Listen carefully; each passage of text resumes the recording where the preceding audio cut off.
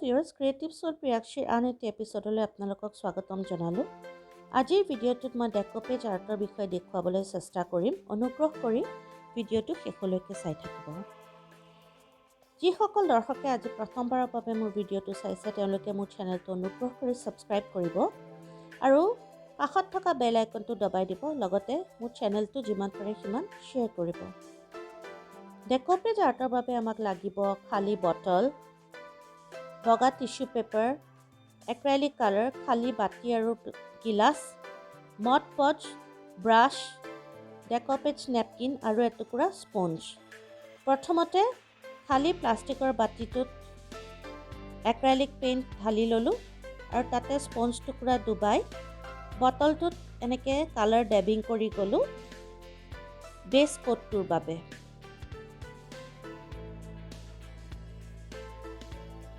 আপোনালোকে নিজৰ মনৰ পচন্দৰ যিকোনো বেছ কালাৰ ল'ব পাৰে। মই ক্ৰিমছন কালাৰ লৈছোঁ। এনেদৰে এটা এটাকৈ মই বটলবোৰৰ ওপৰত বেছ কালাৰটো ডেবিং কৰি গ'লোঁ।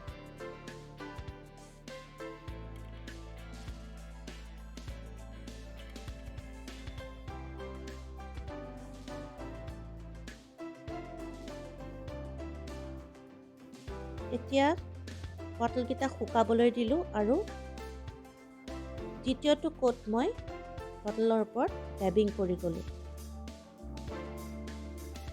এনেধৰণৰ স্কচ ব্ৰাইটত থকা স্পঞ্জ এটুকুৰা আপোনালোকে কাটি ল'ব পাৰে।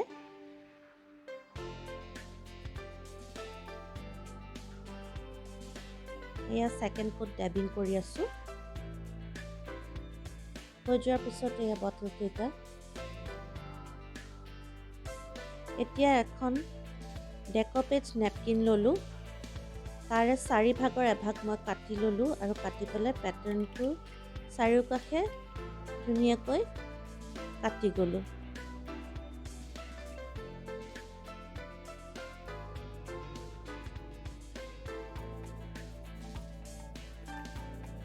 সৰু ল'ৰা ছোৱালীয়ে হাতেৰে কেঁচি নুচুব, নিজৰ মা দেউতাৰ সহায় ল'ব। এতিয়া এটা খালী আইচক্ৰীম বা দৈৰ বাতি ভালকৈ ধুই লৈ শুকুৱাই তাতে মডপড বাকি ল'লোঁ আৰু এডাল ব্ৰাছেৰে যিখিনি জেগাত টিস্যু পেপাৰখন লগাম তাতে মডপডখিনি লগালোঁ। এতিয়া টিস্যু পেপাৰখন বটলটোৰ ওপৰত সাৱধানেৰে লগালোঁ।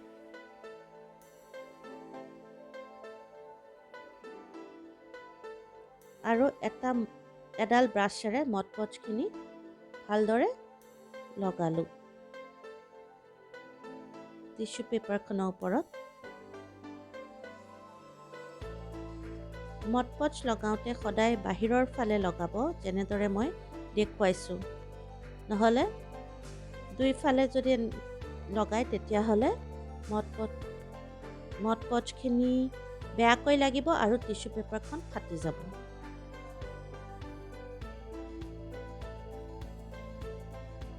কামখিনি অতি সাৱধানে আৰু লাহে লাহে কৰিব।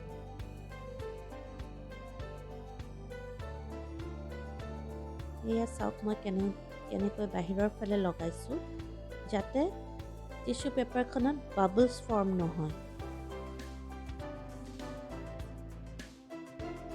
মডপডখিনি লগাই হৈ যোৱাৰ পিছত মই বটলটো ভালদৰে শুকাবলৈ দিম। বটলটো শুকোৱাৰ পিছত এটুকুৰা স্পঞ্জত ক'লা ৰং লগাই ল'লোঁ। আপোনালোকে যিকোনো মন পচন্দৰ ৰং দিব পাৰে পেটাৰ্ণটোৰ লগত মিলা। মোৰ যিহেতু ক'লা ৰংটো মিলিব সেয়েহে মই ক'লা ৰং দিছোঁ। অলপ অলপ জাষ্ট ডেবিং কৰিব, বৰ বেছিকৈ নহয়, যাতে বেছ কালাৰটো ঢাক খাই নাযায় তালৈ মন কৰিব। এতিয়া বটলটোৰ গোটেই গাতে অলপ অলপ ৰেড কালাৰ ডেবিং কৰি গ'লোঁ। তাৰপাছত স্পঞ্জ টুকুৰা ধুই ল'লোঁ। ধুই লৈ এতিয়া ৰঙা ৰং দিম। তাতে ৰঙা ৰং ব্ৰাছেৰে লগাই ল'লোঁ আৰু এতিয়া ক'লাৰ ওপৰত অলপ অলপ ৰঙা ৰং দিম।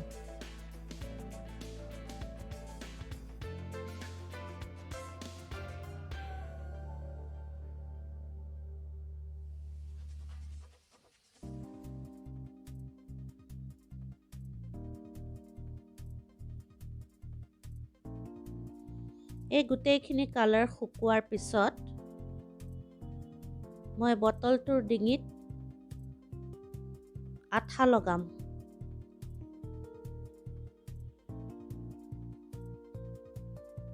ব্ৰাছেৰে দেখুৱাৰ ধৰণে আঠা লগাই ল'ব বটলটোৰ ডিঙিত।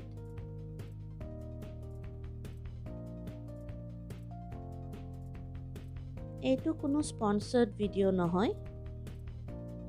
আৰু এতিয়া জুটৰ ৰছী বা মৰাপাটৰ ৰছী সেই আঠাখিনিৰ ওপৰত বটলটোৰ ডিঙিত মেৰিয়াই যাম।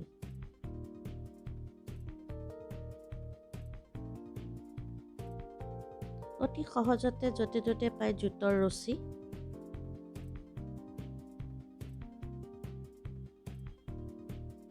যিকোনো বস্তু বান্ধি দিয়ে সেই ৰছীবিলাক ভালদৰে থৈ দিব।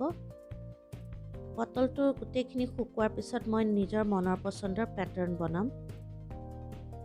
এনেদৰে আপোনালোকেও নিজৰ মনৰ পচন্দৰ পেটাৰ্ণ বনাব পাৰে বা নবনালেও কোনো কথা নাই, এইটো অপশ্যনেল। মই দেখিব ধুনীয়া হ'বৰ বাবে পেটাৰ্ণ বনাই দিছোঁ।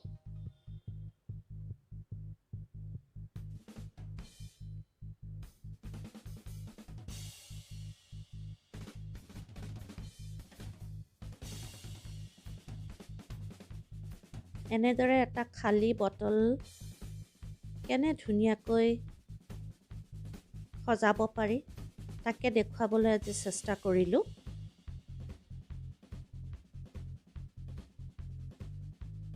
ইয়াতে আপোনালোকে ফুল সজাব পাৰে, নহ'লে মানি প্লাণ্ট বা যিকোনো ধৰণৰ গছৰ পাত তাত থৈ পেলাই নিজৰ লিভিং ৰুমত বা ঘৰৰ যিকোনো এটা কোণত থ'লে খুবেই ধুনীয়া দেখিব।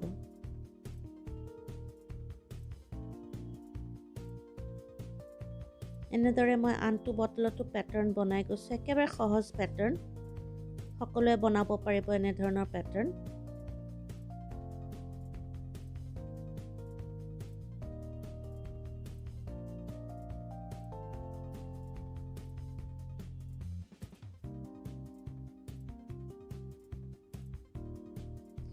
আপোনালোকৰ ঘৰত পৰি থকা খালী বটল ভালকৈ ধুই এনেধৰণে ধুনীয়াকৈ ডিকপেজ কৰি সজাব পাৰিব।